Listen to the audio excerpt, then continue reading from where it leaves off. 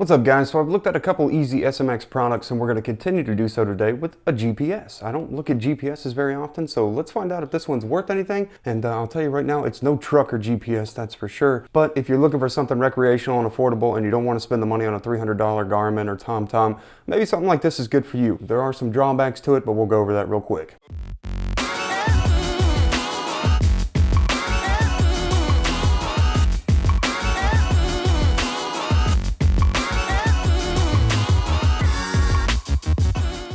What's up, guys? It's Matt with 86 Gaming, and we'll be taking a look at this GPS by Easy SMX for about the $70 price range. We're looking at something that's pretty decent, and well, I say that, but there were some drawbacks to it. It wasn't everything I wanted in a GPS, but it worked out good for what it is.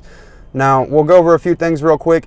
Entering navigation is pretty simple. When we bring it up, we'll see the I Go My Way Primo app kind of launch, and that's the GPS, the actual app they use for navigating you. This I Go My Way Primo is pretty much in every car that you'll buy off a lot that comes with an integrated GPS, so that's something to consider. If you've ever had experience with that, then that'll sort of tell you a thing or two about it. You can do a couple of things with it, including, let's exit real quick. You can do a couple of things, including put your photos on it, things like this. It all uses a micro SD card. I don't know if you can read that icon up there, but I have one in there at the moment, and you can do neat stuff with it. And while it's pretty much just a tablet, it's fairly responsive while still feeling sort of like a budget tablet with a GPS navigation system on it. So we'll go over this real quick right here. FM. FM is pretty cool because we can connect it to FM by turning the FM settings on, finding a station that doesn't have something, and being able to play the sounds of the GPS itself over it, while also being able to play things like music over it. So if we wanted to launch wherever music went, if we want to launch music, I put just one song on here, one I've used in a video before. I'll be sure and give credit for. You'll hear it start playing in a minute. Hitting back will close that, so you want to hit home so it continues to play. Now we're playing music, and I'll turn it down as the station has a little bit of interference. We're playing some music over it right now, and we'll go ahead and launch the navigation app. When we bring up the navigation app, the music continues to play, as well as the GPS, which will speak through the speakers as we're going. There are different features with the GPS that are something I'm not necessarily a fan of. Like if we were to go to more settings, you can do sound warnings, which is, let's see if it tells, TTS Pro. TTS Pro is the one that will read out every street that you're going to be going on, and it's horrible mispronunciations that just drive me up the wall like nails on a chalkboard. But verbosity, I don't got anything with that. Speed warning was something that was driving me crazy, but you can go in here and you can kind of change how fast you're going above the speed limit before it actually warns you, because as soon as you hit that speed limit, it starts telling you you're going too fast, making you want to cuss at it, things like that. Let's see. Fuel consumption calculator, it's pretty straightforward. You can actually access the music player from inside I Go My Way Primo, and that's interesting as well too. I haven't tried it that way because there was really no need to. Show map will bring up the big map you're on, and you can kind of get an idea for where things are, move around a little bit. You see it's a little bit catchy. It's not as fluid as you'd probably like it to be, as well as you can set little waypoints on your way and things like that. One of the things that was difficult for me at first was when you wanted to get out of the app to get back to the main tablet itself, you click the screen and you see all this stuff pop up and you're like, well, I don't see how to exit that. And just in case anybody's got this and is wondering, you actually have to hit the speed limit button right down there and then the power button to exit out of the I Go My Way app. So I don't know if that's helpful to somebody. Hopefully it is. It took me a minute to kind of figure that out.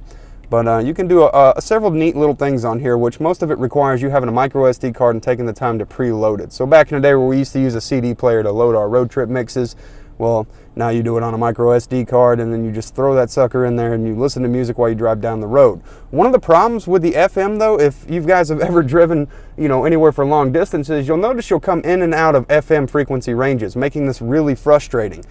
Some problems we had with this out of the box is when we opened it up, it was at about 54%, and it lasted us about 15 minutes, I think. So 15 minutes of drive time with it not charging was kind of a pain in the butt. It takes a little while for it to charge too. It's still not quite at 100, and I've had it plugged in while I'm driving for the last few days.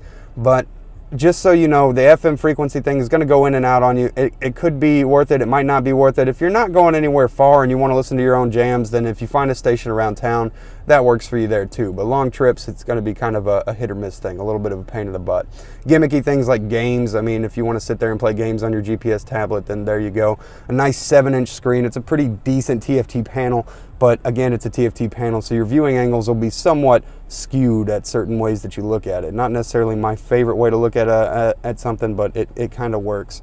I kept getting a random error that would pop up, and I feel like it had something to do with when the battery was low. It was very Microsoft-esque, even though it's not Microsoft or anything Microsoft related on here. You pretty much just hit OK and it closes. Now that's inconvenient for people driving. If you're driving down the road, you lose your GPS signal or something, and you got a low battery and this error signal pops up, it's a little bit irritating because then you have to reach over, close it, make sure you get back into your map and you're driving. Could be a safety issue. I'm not 100% on that.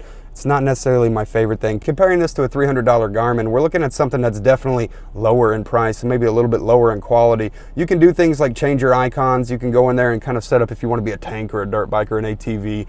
But I couldn't find any real things about updates anywhere. When it says to go to the Navi Extras in order to get updates, I go there. I couldn't find anything related to this product. I couldn't find anything related to I Go My Way.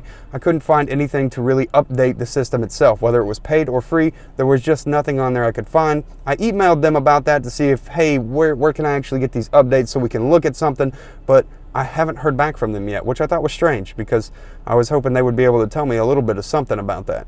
So anyways, we're looking at a 7-inch GPS, and it's pretty nice. It does the job. I did a write-up on it if you want to know a little bit more about it. There are some issues where it just doesn't see the roads that Google or Siri will see, and it'll kind of take you these janky roundabout ways in order to get there. At the end of the day, I don't know, for about 60, 70 bucks, it's probably worth it if you need one. Now, if you're a truck driver that depends on the most accurate and the truck updates and truck information, then this isn't for you. This is more of just a recreational one. It's no Rand McNally $500 GPS. It's no Garmin $300 GPS. It's no TomTom $200 GPS. It's just a GPS that'll do the job and get you around where you need to be, and it works great, especially if you want to throw on that micro SD and just jam out to your own tunes by plugging it in. The wireless FM transmitter seems to work great, but again, on long distances, you'll probably suffer a little bit there. Anyways, guys, I hope this was somewhat informative and helpful. I hope you were able to take something out of this, and if not, let me know, and I'll try to figure out if I can answer some questions for you. Have a great day, night, whatever it is. I'll see you in the next video that I do.